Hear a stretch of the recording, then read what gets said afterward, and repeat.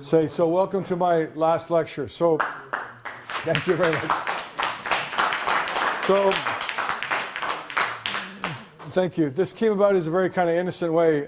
Professor Steve Litt was telling me how he wanted me to talk about 3 sources of information in one of his classes in May. And I said, yeah, sure, because I thought to myself in April, 3rd week, when I taught my last class for real in MRK 460, that was the last class ever in my life. And it was kind of very anticlimactic. There was like 12 people in the class. That was about it. We just started recording. Okay, yeah. Sure.